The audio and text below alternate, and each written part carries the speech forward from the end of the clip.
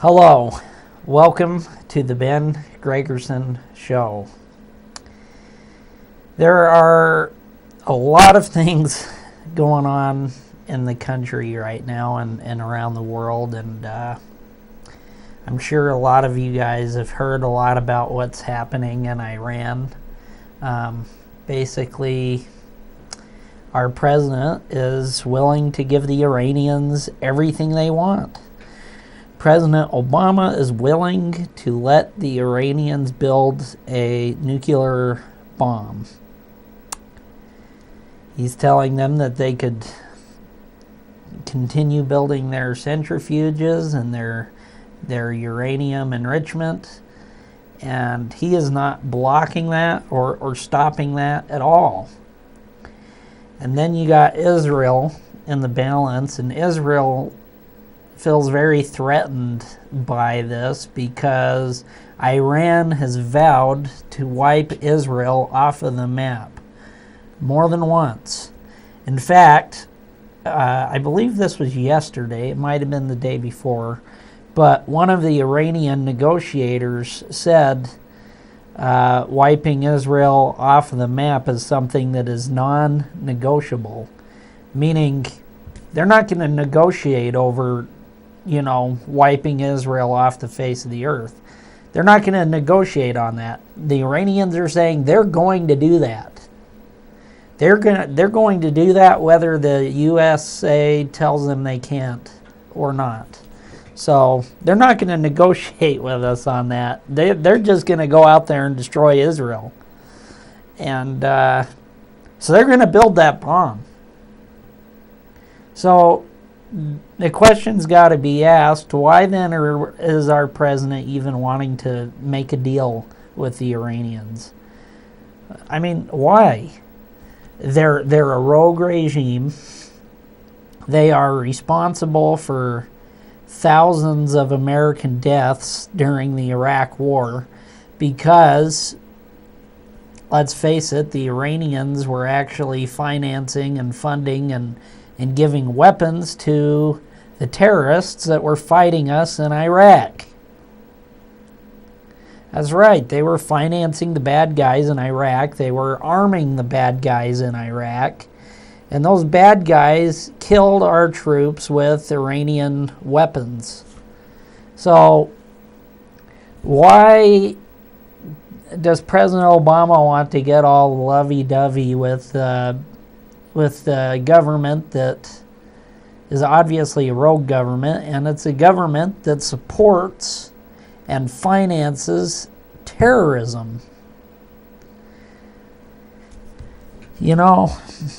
I always knew that Barack Obama was going to be a bad president. That's why I didn't vote for him. But I'll tell you what, I never saw this. I mean, I made a lot of predictions, and a lot of them were true, but I never predicted that Obama would basically let Iran build the bomb. Never in a million years did I see this. And never in a million years did I see Obama turning his back on our ally Israel the way that he has. Things are a lot worse than I even imagined 7 years ago when Obama was running for president. Way worse. I never imagined it being this bad. I never really imagined Barack Obama out there thinking that he's the lawmaker. Executive amnesty and all this stuff. I never imagined that kind of stuff. I always imagined a Barack Obama that would go through Congress and push a liberal agenda that I didn't like through Congress.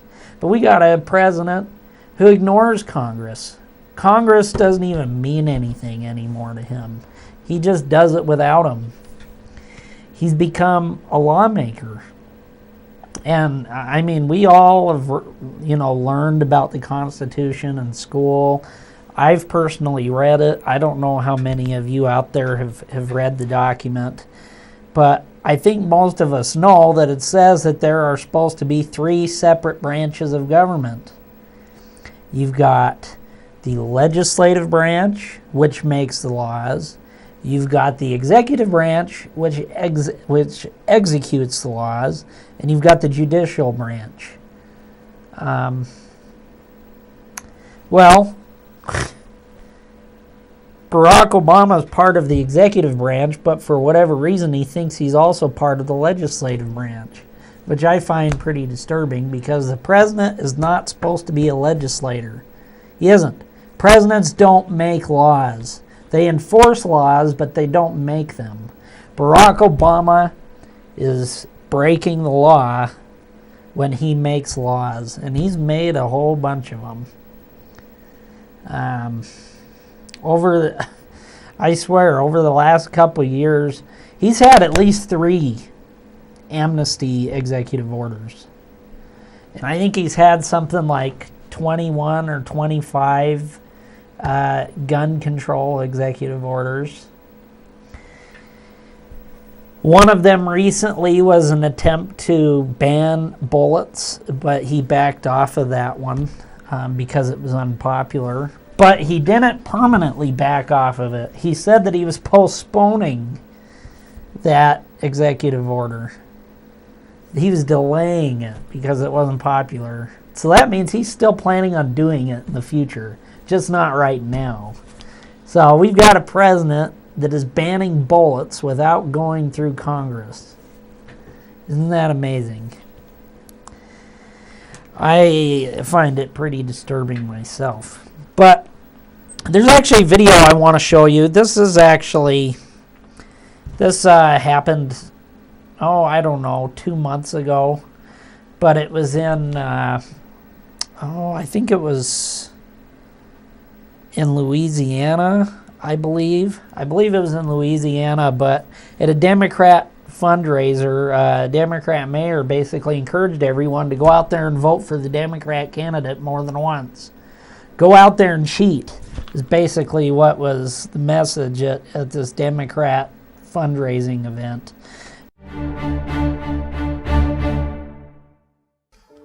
What you're about to hear is shocking, even for the sad swamp of Democrat politics here in Louisiana. The Black Conservatives Fund obtained footage at a private gathering of the Democrat faithful where the mayor of Opelousas suggests that people vote twice. He may not be a household name in most of America, not yet anyway, but Don Cravens Sr. is part of the Louisiana Democrat establishment. His son, Don Cravens Jr., is Mary Landrieu's chief of staff. And he was there at the event where his father suggested that people vote twice.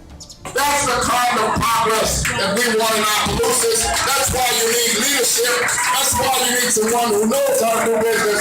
And that's why I'm asking that you go out tomorrow and vote number 99. If you already voted, go vote again tomorrow.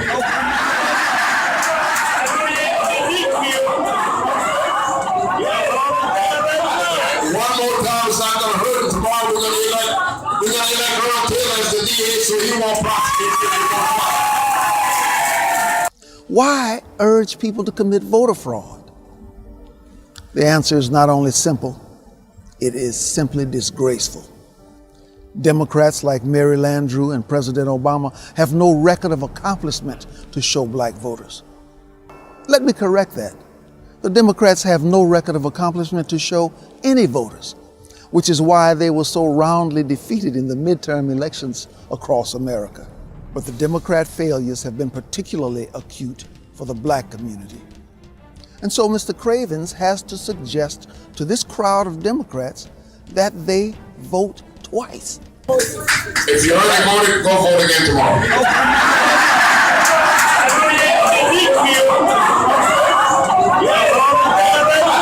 One more time, it's not going to hurt. Tomorrow we're going to elect Earl Taylor as the DA so he won't prosecute.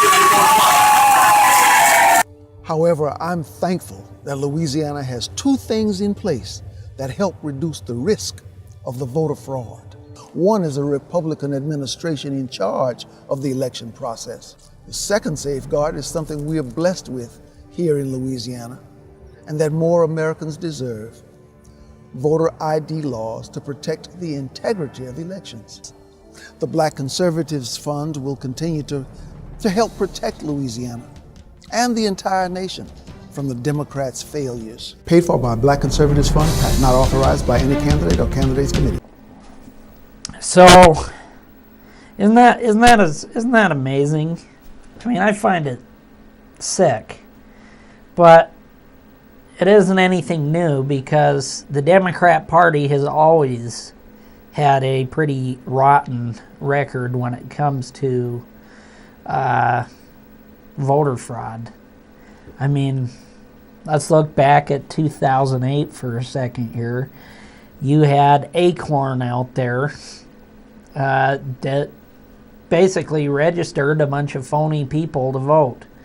They registered Mickey Mouse to vote and Donald Duck, and they were all supposed to go out there and vote for President Obama. So you had Acorn out there, which is a Democrat organization that Obama used to work for, basically out there committing all kinds of voter fraud to get Barack Obama elected. So there's that, but Democrats has also had a history of, basically getting dead people to vote for them.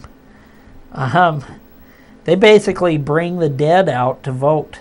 They get the dead people voting in elections. And like my grandpa, my great-grandpa, he never voted Democrat until after he died.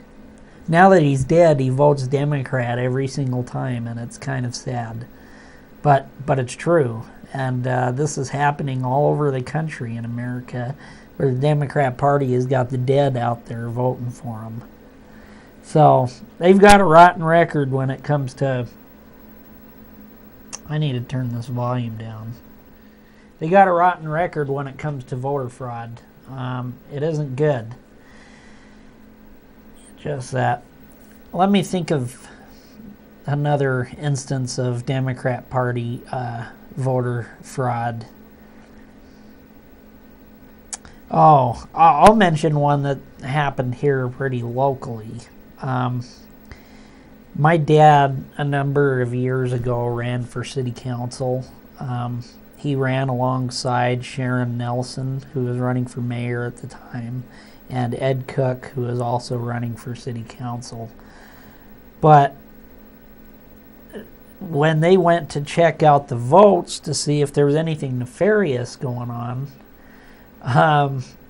they saw on there that my brother Ross and me and another guy in our church, it showed that we'd all voted 4 times at 4 different polling booths. Now that isn't true, but back then I couldn't drive. My dad, he drove me and my brother to the polls, and we voted once. But guess who we were voting for? We weren't even voting for our own father in these voting tallies. We were apparently voting for the Democrats. I mean, I can't imagine myself voting for a Democrat ever. But it had me on there voting for Roger Chase and Gary Moore and Harry Newhart and a bunch of libs. It had me voting for them 4 times in 4 different polling booths. Which was pretty ridiculous. And then it had me voting for my dad on one. And that was obviously the real vote when I voted for my father and voted for the conservative candidates that were on the ballot. So, pretty insane. But he found that with multiple people where they supposedly voted more than once. My dad contacted those people. Those people only voted 1 time. Pretty insane. And yeah, there was voter fraud there in that election here in Bannock County. You know, a Democrat Party. They're knee deep in this kind of stuff. It's also why they want to basically do amnesty for all the illegal immigrants because, well, basically right now the illegal aliens, the reason why they're not closing the borders is because they got the illegal aliens voting in elections for Democrats.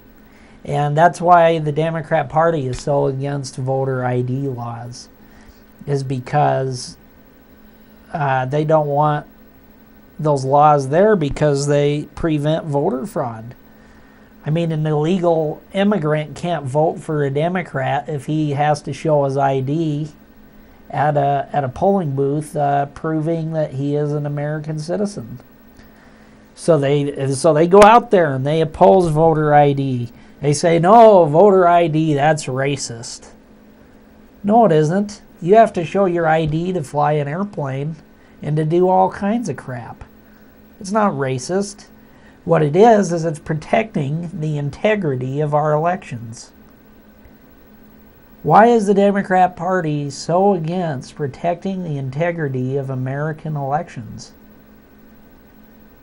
It is because voter fraud is one of their ways of winning. They rig the system so that they could win elections. They get illegal aliens to vote. They get the dead to vote. You know, it'd be much harder for the dead to vote if you had to show your ID at the polling booth. Because what happens is they bust people in there and they go into the polling booth pretending to be some dead guy. They say, I'm Bill so-and-so. And, you know, the ladies in there will look up that name, and sure enough, it will be in their book because they haven't scrubbed the dead people's names from their records. So they're like, oh, so you're Bill, and they say you live on such and such street. Yep, I live there. The thing is, the person who's saying that isn't really Bill. And he doesn't have to prove it by showing a voter ID. So what happens is you got the dead people voting in these elections. And it's sick. And it's sad. They also got the dead voting absentee. Anyways, you know what? I'm going to put the phone number on. I'd actually love to get some calls here.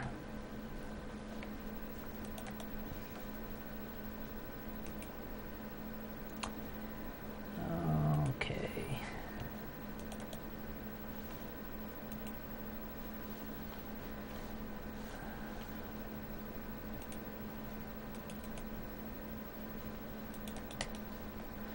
Some reason. There we go. There's the number. Please do call in if you have anything you would like to say or share with me or discuss with me. Give me a call. It could be anything. You could call about anything. It doesn't even have to be a subject I am discussing tonight. I think I might throw another video on here. Okay, this is Barack Obama basically saying he can't change laws. Obviously, Barack Obama doesn't believe that because he changes laws all the time because Barack Obama thinks he's a lawmaker and can do that, which isn't true. Barack Obama is violating the United States Constitution. Now, I know some people want me to bypass Congress and change the laws on my own. Believe me. And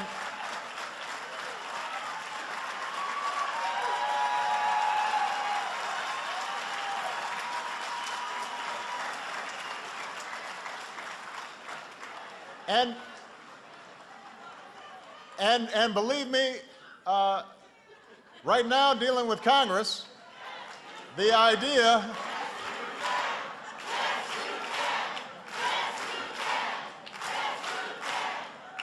but believe me, the idea of doing things on my own is very tempting. I promise you, not just on immigration reform. But that's not how our system works. That's not how our democracy functions. That's not how our Constitution is written. As you can see, this president is the most hypocritical president ever, or even person ever, because obviously President Obama has changed laws. And he's done it without Congress, and yeah, he's a hypocrite, pure and simple. I mean, the truth is right in front of us. I'm going to do what I can do through executive action. I take the Constitution very seriously. The biggest problems that we're facing right now have to do with George Bush trying to bring more and more power into the executive branch and not go through Congress at all.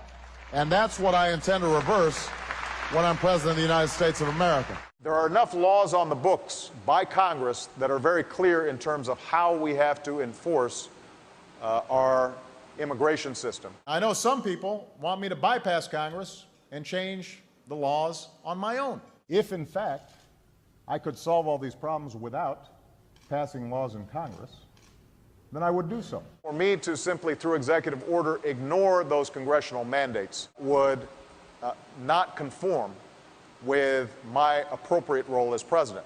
With respect to the notion that I can just suspend deportations through executive order, that's just not the case. This notion that somehow I can just change the laws unilaterally is just not true. There are laws on the books that Congress has passed. There are laws on the books that I have to enforce. I swore an oath to uphold the laws on the books. We're also a nation of laws. That's part of our tradition. That's not how our system works. That's not how our Constitution is written. I am not a dictator. I'm the president. So that was Barack Obama saying over and over again that he cannot do amnesty on his own. He can't bypass Congress to do amnesty.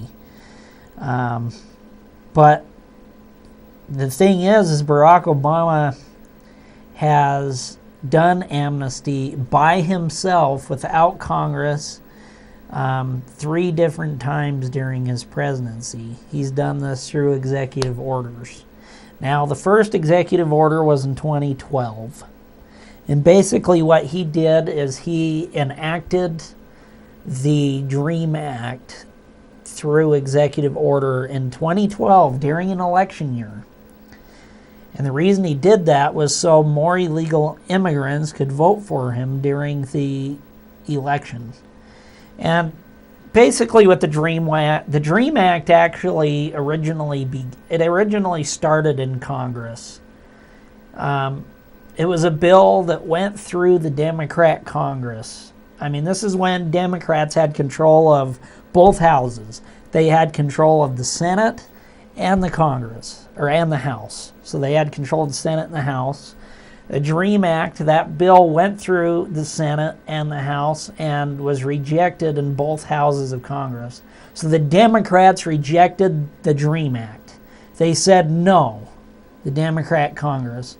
Well, in 2012, Barack Obama decided, well, Barack Obama, I do not like the Congress's decision on that law. So what I'm going to do is, with my executive pen, I am going to enact the DREAM Act, even though Congress said no. So we did. And basically what the DREAM Act did is it legalized all of the children that were snuck across the border by their illegal immigrant parents. So these were illegal immigrants. They were children that came over with their parents. So Barack Obama felt, well, we should legalize the children because the children were just following their parents. I mean, they probably didn't know they were breaking the law. They were just going along with their parents because they were kids. So we should just legalize them. Well, that went through the Democrat Congress. Remember, it was the Democrat Congress that said no to the DREAM Act. Well, President Obama violated the Constitution when he said, well, I don't like the decision the Democrat Congress made. I'm going to enact the DREAM Act on my own. And we're going to do this during an election year so I could get more legitimate voters. So we're going to legalize illegals. All right. So a couple years later, there's another executive amnesty. This is the executive amnesty that just happened not too long ago. The one all the controversy was about.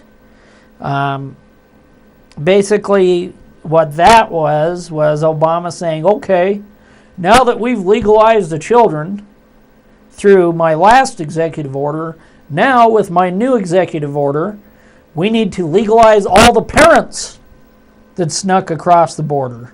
So now Barack Obama has legalized the children in 2012 and then legalized the parents of illegal immigrants in 2014. Well, now, just a couple days ago, or maybe it was last week, Barack Obama came up with a third executive amnesty. And basically, this amnesty was basically the government encouraging employers to hire illegal immigrants over legal citizens. That wasn't the entire executive order, but that was part of it. It was basically hire the illegal aliens instead of the legitimate American citizen. Barack Obama signed that executive order, and that was his third amnesty executive order. So there's been 3 of them. All 3 of them are unconstitutional and against the law. Barack Obama said he could not do this. He said it at least 21 times, and yet he's doing it. This is what I would call a lawless president. Now, that's not all. Barack Obama has said recently that he wants to raise taxes through executive order. Barack Obama wants to raise taxes without Congress. I'm Barack Obama, and I'm going to raise taxes on my own. Screw Congress, because I am King Obama. I am a dictator. I make laws without Congress. So, and I got to tell you, all of you guys are aware of the Revolutionary War, why the Founding Fathers fought against the British. Why did we retaliate against King George? We retaliated against him because he raised taxes without representation. Do you know what that means? Do you know what it means? Do you know what taxation without representation means? What King George did is he raised taxes without going through the British Parliament. It was taxation without representation because King George bypassed the British Parliament. The British Parliament, those are our they were the representatives of the people in the colonies and all of the British people. That was their representation, was the British Parliament. Well, King George saw fit to bypass the British Parliament and to raise taxes without Parliament. Now, how much different is that from what Barack Obama is saying he's going to do when he says he is going to raise taxes without Congress?